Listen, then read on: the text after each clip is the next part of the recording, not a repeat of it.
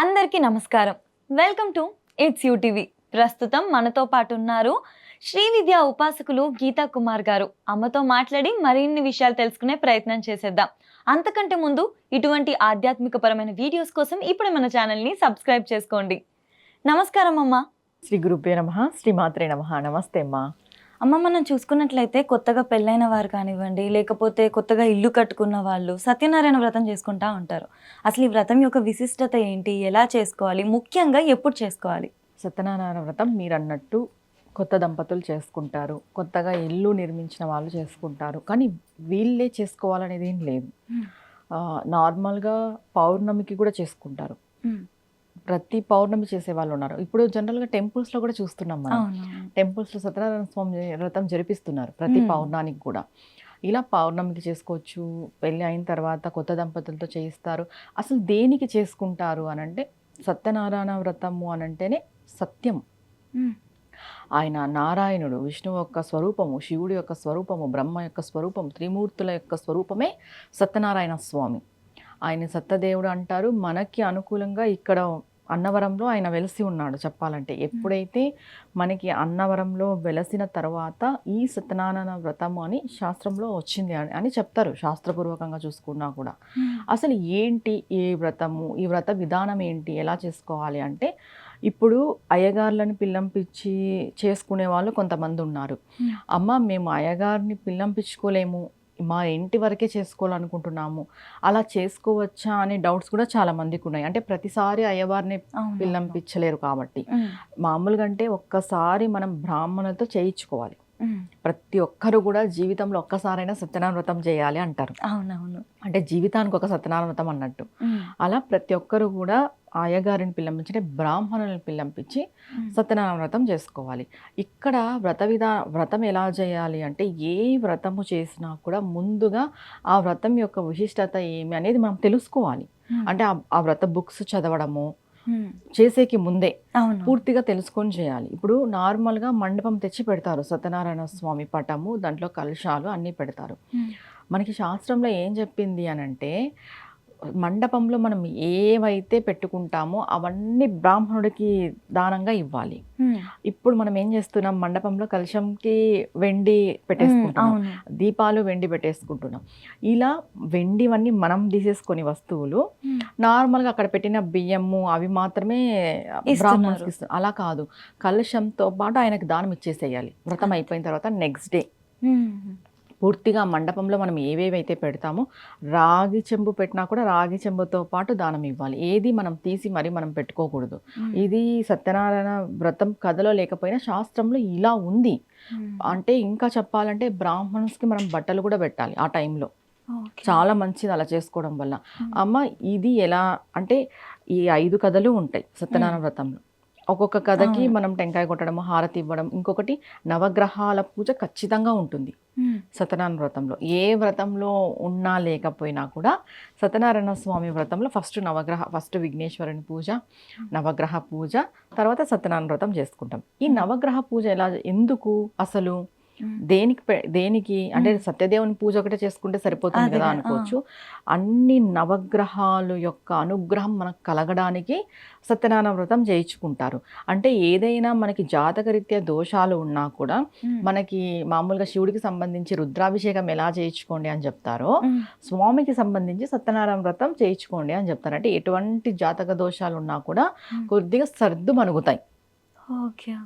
అందుకు సత్యనారాయణ వ్రతం చేయాలి. ఇంకొకటి ఏం చెప్తారు, ఈ నవగ్రహాలకు సంబంధించిన స్టోన్స్ వస్తాయి కదా మనకి, అవి కూడా అన్నవరంలో సత్యనారాయణ స్వామి కిరీటంలో ఈ 9 పొదిగించబడి ఉన్నాయి అని చెప్తారు అన్నవరం సత్యనారాయణ స్వామి దేవాలయంలో స్వామికి.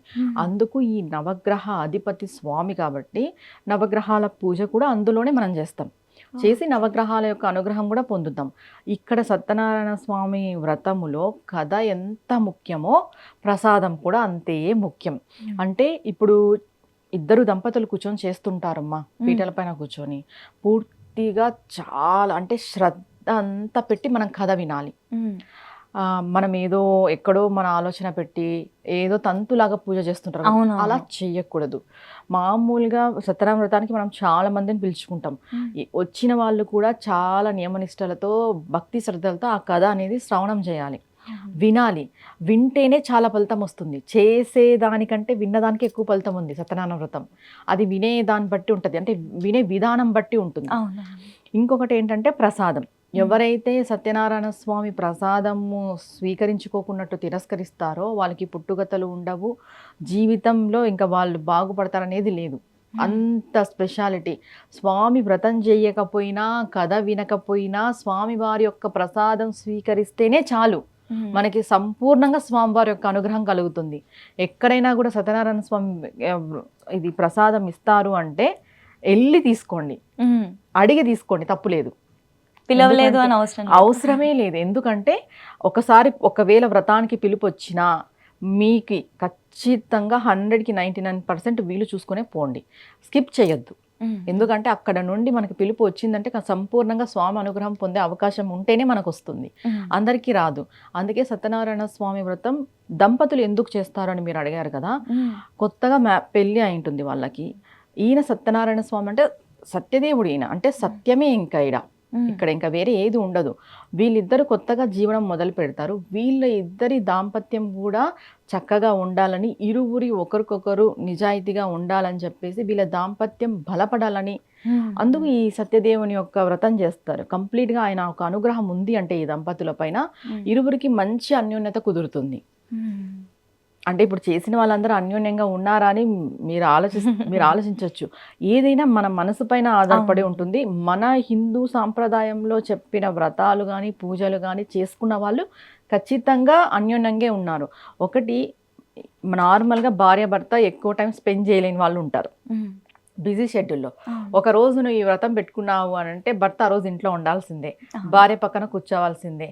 వాళ్ళిద్దరికి కొంచెం సంబంధం అనేది కుదురుతుంది కదా. ఎందుకు పెళ్ళైన వెంటనే ఈ పూజా తంతు పెట్టారు అని అంటే, ఇప్పుడంటూ లవ్ మ్యారేజ్ కొన్ని జరుగుతున్నాయి, అరేంజ్ మ్యారేజెస్లో అయినా కూడా కొంచెం మాట్లాడుకుంటున్నారు, క్లోజ్ అవుతున్నారు. పూర్వం అలా లేదు కదమ్మా. పెళ్లిలోనే చూసుకునేవాళ్ళు, పెళ్లిలోనే మాట్లాడుకునేవాళ్ళు. దాని తర్వాత ఈ వ్రతం కూర్చొని చేయడం వల్ల వాళ్ళిద్దరికి ఒక అండర్స్టాండింగ్, వాళ్ళిద్దరి మధ్యన ఒక ర్యాపో, ఒక బాండింగ్, ఇవన్నీ క్రియేట్ చేయడానికి మన పూజలు చాలా సహకరిస్తాయి చెప్పాలంటే. ఇంకా నార్మల్గా అయ్యగారు లేకోకున్నట్టే ఇంట్లో ఈ వ్రతం చేసుకోవచ్చు అంటే చేసుకోవచ్చు. ఎలా అంటే పౌర్ణమి రోజు చేసుకోవాలి. ఓకే, పౌర్ణమి రోజు ఎలా చేసుకోవాలంటే, అంటే భర్త పక్కన ఉంటేనే చేసుకోవాలనే డౌట్ కూడా చాలా మందికి ఉంది. ఒకవేళ భర్త బిజీగా ఉండి మీ పక్కన లేకపోయినా చేసుకోవచ్చు, మీరు డివోర్స్ అయ్యున్నా చేసుకోవచ్చు, భర్త లేకపోయినా కూడా చేసుకోవచ్చు. ఆ వ్రత కథలో కూడా ఉంది. వాళ్ళు దేనికంటే సముద్రానికి వెళ్ళింటారు పడవలో. భార్య ఒకటే ఉంటుంది, భార్య ఒకటే వాళ్ళ భర్తల క్షేమం కోసం చేస్తుంది ఇక్కడ. అంటే ఇక్కడ లేకపోయినా చేసుకోవచ్చు అనేది మనకి ఇక్కడ ఇంక్లూడ్ ఉంది శాస్త్రంలో. అందుకు భర్త లేకపోయినా, అంటే డివోర్స్ అయినా, పూర్వ సువాసిని అయినా, లేదా మీ భర్తలు బిజీగా ఉన్నా కూడా ఆడవాళ్ళు చేసుకోవచ్చు ఇంట్లో. ఎలా అంటే పౌర్ణమి రోజు మొదలు పెట్టుకొని అది ఎన్ని పౌర్ణములు అనేది వాళ్ళ ఓపిక. సంవత్సరానికి ఒక పౌర్ణమి చేసుకున్న చాలు. కొంతమంది 5-6 పౌర్ణములు, 3 పౌర్ణములు ఇలా చేస్తున్నారు, అంటే మొక్కుబడిలాగా కూడా చేస్తున్నారు. ఏం చేయాలమ్మా దీనికి అని అంటే, ఫస్ట్ ఒక ఫోటో తెచ్చుకోవాలి, సత్యనారాయణ స్వామి ఫోటో తెచ్చుకొని ఒక పీట పైన రెడ్ కలర్ క్లాత్ వేసి పీట పైనే పెట్టాలి. నార్మల్గా మనం పెట్టినట్టు పెట్టకూడదు. పీట పైన పెట్టేసి స్వామికి ఒక రెడ్ కలర్ క్లాత్ వేసి ఆ ఫోటో పెట్టుకొని, ఫోటో ముందర కలశం పెట్టుకోవాలి. దీంట్లో మళ్ళీ మా ఇంట్లో కలశం లేదు అనే వాళ్ళు కొంతమంది ఉంటారు, కానీ సత్యనారాయణ స్వామి వ్రతానికి ఖచ్చితంగా కలశం పెడతారు, ఎవరైనా కూడా పెడతారు. ఒకవేళ మేము పెట్టమమ్మ మా ఇంట్లో లేదు అని అనుకునే వాళ్ళు నార్మల్ ఫోటో పెట్టుకొని చేసుకోవచ్చు. స్టార్టింగ్ గణపతి పూజ, తర్వాత నవగ్రహాల స్తోత్రం చేయాలి. ఇప్పుడు అయ్యగారులు పిల్లంపిస్తే మనం నవగ్రహాల పూజ అంతా చేస్తాం, వాళ్ళు కూడా స్తోత్రం చేస్తారు. ఈ నవగ్రహాలకి ఎట్లా చేయాలమ్మా మనం ఇంట్లో చేసుకునే వాళ్ళు అంటే, 9 ధాన్యాలు కలిపి ఒక పాత్రలో పెట్టుకోవాలి. మనం అంటే అయ్యగారు వస్తే సపరేట్ గా పెడతారు, అంత కుదరదు కదా మనం చేసుకోవడానికి. 9 నవధాన్యాలు కలిపి ఒక పాత్రలో పెట్టుకోవాలి, ఒక గిన్నెలో పెట్టుకొని దానికి పసుపు కుంకుమ అక్షంతులు వేసి, ఆ నవగ్రహాల గిన్నె ఉంటుంది కదా, నవధాన్యాల గిన్నె, ఆ గిన్నె పైన చెయ్యి పెట్టేసి ఈ నవగ్రహాల స్తోత్రం చదవాలి. అక్కడికి నవగ్రహాల పూజ కంప్లీట్ అయిపోతుంది. ఏదైనా మనస్సు భావన మన భావనే ముఖ్యం దీంట్లో. భక్తి, శ్రద్ధ, ప్రేమ, భావన ఇవే ఇంపార్టెంట్. ఇలా ఇది అయిపోయిన తర్వాత మళ్ళీ స్వామివారికి పూజ. పూజ మనకి ఎట్లనో వ్రత బుక్లు అన్నీ ఉన్నాయి, ఆన్లైన్లో ఉన్నాయి, బుక్స్ ఉన్నాయి. దాంట్లో ప్రాసెస్ స్టెప్ బై స్టెప్ ఏమేమి ఉందో మొత్తం అన్నీ చేసుకొని 5 కథలు చదివేసి మళ్ళీ ఇక్కడ ఏమడుగుతారంటే, అంటే మామూలుగా అయ్యగారు వస్తే ప్రతి కథకి టెంకాయ కొడతాడు, హారతి ఇస్తాడు. మేము కూడా అలానే చేసుకోవాలంటే అలానే చేసుకోవాలి. ప్రతి కథ అయిపోయిన తర్వాత టెంకాయ కొట్టాలి, హారతి ఇవ్వాలి. 5 కథలకి కూడా టెంకాయ కొట్టి మళ్ళీ లాస్ట్కి కూడా ఒక టెంకాయ కొట్టేసి హారతి ఇవ్వాలి ఫైనల్గా. స్వామివారికి ప్రసాదం పెడతాం కదా, రవ్వ కేసరి, అదే ప్రసాదమే పెట్టుకోవాలి. ఇదే సత్యనారాయణ స్వామి వ్రతం. ఇంట్లో అయినా చేసుకోవచ్చు, బ్రాహ్మణుల చేత అయినా చేసుకోవచ్చు, ఇబ్బంది ఏం లేదు. కొంతమంది గుడిలో కూడా చేయించుకుంటారు కదమ్మా, ఇంట్లో ఒకవేళ చేయించుకునే సిచ్యువేషన్ లేకపోతే, అంటే ఇంట్లో వీళ్ళు కాకపోతే సామూహికంగా సత్యనారాయణ వ్రతం చేయించుకుంటారు టెంపుల్స్ లో అమౌంట్ కట్టి. ఒకవేళ మేము ఇంట్లోనే చేసుకోవాలనుకుంటున్నాము, మా చేతుల ద్వారా మేము చేసుకోవాలనుకుంటున్నామని ఆడవాళ్ళకి ఉంటుంది చేసుకోవాలా అనేసి. అంటే చాలా ఈ సత్యనారాయణ వ్రతం ఎట్లా అవుతుందంటే కంప్లీట్గా ఆయన అనుగ్రహం ఉంటేనే చేసుకోగలం. మనం ఎన్నో ఏండ్లగా అనుకున్న వాళ్ళు చేసుకోలేని వాళ్ళు కూడా ఉన్నారు నా కళ్ళ ముందర. కొన్ని సంవత్సరాలుగా అనుకుంటుంటారు అసలు సత్యనారాయణ వ్రతం చేసుకోవాలని, అస్సలు కుదరదు. స్వామి అనుగ్రహం ఉంటేనే కుదురుతుంది అది. అలాంటి వాళ్ళు ఇప్పుడు ఇంకొకటి ఏంటంటే, ఈ సత్యనారాయణ వ్రతంలో అయ్యగాళ్ళనే పిల్లంపించాలి కదా, నలుగురికి భోజనాలు పెట్టాలి కదా, ఇవన్నీ ఆలోచిస్తున్నారు. అవునవును, అందరికీ ఆర్థిక పరిస్థితి అనేది అందరికి ఒకటేలా, ఏదో ఒక రీజన్ వల్ల ఆగిపోవాల్సి వస్తుంది. అలా ఆర్థిక పరిస్థితి బాగలేని వాళ్ళనే కాదు, ఒకవేళ బాగున్న వాళ్ళు కూడా మా చేతుల పైన మేము చేసుకోవాలనుకుంటే చేసుకోండి. బాగలేని వాళ్ళు ఉంటారు, కొంచెం ఆర్థిక పరిస్థితి బాగలేని వాళ్ళు. అలాంటి వాళ్ళు ఏం చేస్తారు, ఇప్పుడు నేను చెప్పిన ప్రాసెస్ ఇంట్లో చేసుకుని ఒకరికి భోజనం పెట్టినా పర్వాలేదు, ఒకరికి తాంబూలం ఇచ్చినా పర్వాలేదు. భగవంతునికి తెలుసు మన పరిస్థితి ఎలా ఉంది అని, ఆయనకు తెలుసు. కాబట్టి మనం ఏం ఇక్కడ ఏదో ఇది చేయాలి అనే అవసరం ఏం లేదు. ఇక్కడ మనకి భక్తి ఉండాలి, ఆయన మీద ప్రేమ ఉండాలి. ఒకటే అడగాలి, నీ వ్రతం చేసుకునే భాగ్యం కలిగించండి స్వామి అని. ఇలా పౌర్ణమికి చేసుకుంటారు, 3 పౌర్ణములు చేసుకుంటారు, 9 పౌర్ణములు చేసుకుంటారు. కొంతమంది సంవత్సరం అంతా కుదురుతుంది పౌర్ణమి చేసుకోవడానికి. అలాంటి వాళ్ళకి సంపూర్ణంగా స్వామి అనుగ్రహం ఉన్నట్టే. ఇన్ని పౌర్ణములు అనేదేం లేదమ్మా, మన ఇష్టం అది. ఒక్క పౌర్ణమి చేసుకున్నా కూడా చాలు, మన చేతులపైనే మనం ఇంట్లోనే చేసుకోవచ్చు, ఇబ్బంది లేకోకున్నట్టు. అమ్మ, అయ్యగారు వచ్చి చేసినప్పుడు మండపంలో ఉన్నాయన్నీ వారు తీసుకుంటారు కదా, మనం ఇంట్లో చేసుకున్నప్పుడు పీట మీద పెట్టినవి అలా ఏమైనా ఇవ్వాల్సి వస్తుందా? కలిసి అయ్యగారు వచ్చినప్పుడు దానం అనేది ఖచ్చితంగా ఇవ్వాలి. ఇప్పుడు మనం ఇంట్లోనే చేసుకుంటున్నాం, ఎవరు చేస్తున్నాం? మనమే చేస్తున్నాం స్వతహాగా మన చేతులతోనే. అప్పుడు ఏం చేస్తాం, ఫోటో ఎత్తి పెట్టేసుకుంటాం, కలుషం ఎత్తి ఈ కలుషం కింద బియ్యం పెట్టింటాం చూడు, ఈ బియ్యం మనం ఆవుకు పెట్టడము, దానం ఇవ్వడము ఇలా చేయొచ్చు. లేదా మీరు వంట వండి కూడా ఎవరికైనా పెట్టచ్చు, ఇలా కూడా చేయొచ్చు. కలుషము అవన్నీ మనం ఎత్తి పెట్టుకుంటాం. ఇక్కడ మళ్ళీ ఇంకొక డౌట్ ఏమొస్తుంది అంటే, కలుషంలో టెంకాయ ఏం చేయాలి అనేది కూడా వస్తుంది స్వామి. నెక్స్ట్ డే దాని పీచు తీసి మీ దేవుని గదిలో కొట్టేయచ్చు స్వామికి. లేదు మీరు పీచు తీసిందే పెట్టినారు అని అంటే నెక్స్ట్ డే దేవుని పూజా మందిరంలో అది కొట్టేసి దాన్ని మనం వాడుకోవచ్చు. దాన్ని ఏం ఇది దానం ఇవ్వాలి, లేదా ఇంకొకరికి ఇవ్వాలి, లేదా నదిలో వదలాలి అలా ఏం లేదు, మనం వాడుకోవచ్చు. ఇది మనం ఇంటి పూర్తిగా చేసుకుంటున్నాం, మన చేతుల పైన చేసుకుంటున్నాం కాబట్టి కొంచెం చిన్న చిన్న మిస్టేక్స్ జరిగినా కూడా లాస్ట్లో స్వామికి క్షమాపణ అనేది చెప్పుకుంటే సరిపోతుంది. లేదు మేము అయ్యగారులతోనే చేసుకోవాలనుకుంటున్నాము అన్నా కూడా పర్వాలేదు. ఇంకా అయ్యగారు వస్తే ఆయనకు విధి విధానాలు అన్నీ తెలుసు కాబట్టి ఆయన చేస్తాడు, ఇబ్బంది ఏం లేదు. అయ్యగారిని పిలిపించుకునే అంత లేదు మాకు, కానీ స్వామి వ్రతం వెనక బడిపోతూనే ఉంది, మేము అనుకున్నాము చాలా రోజుల నుండి, చాలా ఏళ్ళ నుండి చేసుకోలేకపోతున్నాం అనేవాళ్ళు మీ చేతుల మీదుగా ఇంట్లో ఈ విధంగా చేసుకోండి. అంతే, చిన్న చిన్న 5 కథలు చదవాల్సిందే. అవును, మిస్టేక్స్ అవుతాయని భయపడాల్సిన అవసరం లేదు. స్వామి అనుగ్రహం, లాస్ట్లో స్వామికి ఒక క్షమాపణ చెప్పకుండా సరిపోతుంది మనస్ఫూర్తిగా. ఖచ్చితంగా అమ్మ. ఇంకా నియమాల విషయానికి వచ్చేసరికి ప్రసాదాన్ని అయితే తిరస్కరించద్దు, అలాగే కథలు ఖచ్చితంగా వినాలి. ఇంకా ఏమైనా ఉంటాయా అమ్మ అలాగా? ఏదైనా వ్రతం చేసేటప్పుడు, వ్రతం ఈ రోజు చేస్తాం, ఇప్పుడు ఆదివారం పౌర్ణమి పడింది అనుకుందాం, ఇప్పుడు ఆదివారం వ్రతం చేస్తున్నాం మనం. శనివారం నుండే బ్రహ్మచర్యం పాటించాలి పెళ్ళైన వాళ్ళు. శనివారం పాటించాలి, ఆదివారం ఎలానో వ్రతం చేస్తాం పాటించాలి. ఆ నెక్స్ట్ డే ఎందుకు పాటించాలి అంటే, ఈ క్లీనింగ్ ప్రాసెస్ అంతా ఉంటుంది కదా కంప్లీట్గా, ఆ నెక్స్ట్ డే క్లీనింగ్ అయిపోయిన తర్వాత బ్రహ్మచర్యం పాటించకపోయినా పర్వాలేదు, కానీ వ్రతానికి ముందు రోజు ఖచ్చితంగా పాటించాలి. మనం ఆదివారం వ్రతం చేస్తాము అంటే శనివారం బ్రహ్మచర్యం పాటించాలి, మాంసాహారం తినకూడదు, ఇవన్నీ ఉంటాయి. వ్రతం చేసే వాళ్ళు ఏంటి అంటే ఆల్మోస్ట్ ఆహారం తీసుకొని వ్రతానికి కూర్చోకూడదు, ఫుల్గా తినేసి కూర్చోకూడదు. ఇంకా ఆరోగ్యరీత్యా వాళ్ళకి ఏదైనా ప్రాబ్లం, ఇప్పుడు షుగర్ పేషెంట్స్, బీపీ పేషెంట్స్ వీళ్ళంతా ఎక్కువ ఉన్నారు కాబట్టి అది కూడా లైట్గానే తీసుకోవాలి. పాలు అంతే, ఎందుకంటే పూర్తిగా తిని కూర్చొని చెయ్యకూడదు వ్రతం అనేది. ఇది మెయిన్, ఇవన్నీ మెయిన్ రూల్స్. బ్రహ్మచర్యము, మాంసాహారం తినకోకుండా ఉండడము, తర్వాత తినేసి వ్రతం చేయడము, ఇవన్నీ ఉండకూడదు. ఇంకొకటి దీంట్లో ఎలా చేసుకోవాలమ్మా, రాత్రి చేసుకోవాలని ఉంది కదా కొన్ని కొన్ని పుస్తకాల్లో, ఒక్కొక్కసారి అందరూ పగలే చేసుకుంటారు అంటే రాత్రి చేసుకోవాలని ఉన్నది వాస్తవమే.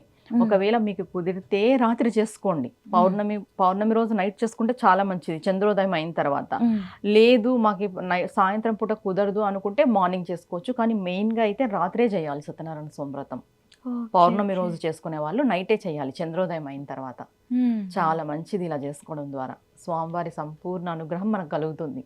ఓకే ఓకే అమ్మ, కొంతమంది మొక్కుబడి పెట్టుకుంటారు ఇలా చేస్తా అని చెప్పేసి, కుదరదు, దానివల్ల వాళ్ళకి ఏమైనా దోషం కలగడం కానీ అలా ఏమైనా ఉంటుందా? కొన్ని సంవత్సరాలైనా కూడా కుదరకపోవడము.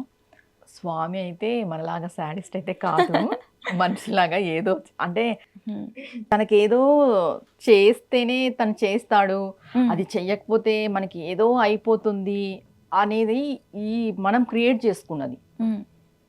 కానీ నువ్వు ఏదైనా మొక్కినావు అని అంటే భగవంతుడికి నువ్వు మాట ఇచ్చినావని అర్థం. ఇక్కడ మొక్కు అంటే నువ్వు మాట ఇచ్చినావని అర్థం. నీ మాట నిలబెట్టుకునే కర్తవ్యం నీకుందా లేదా?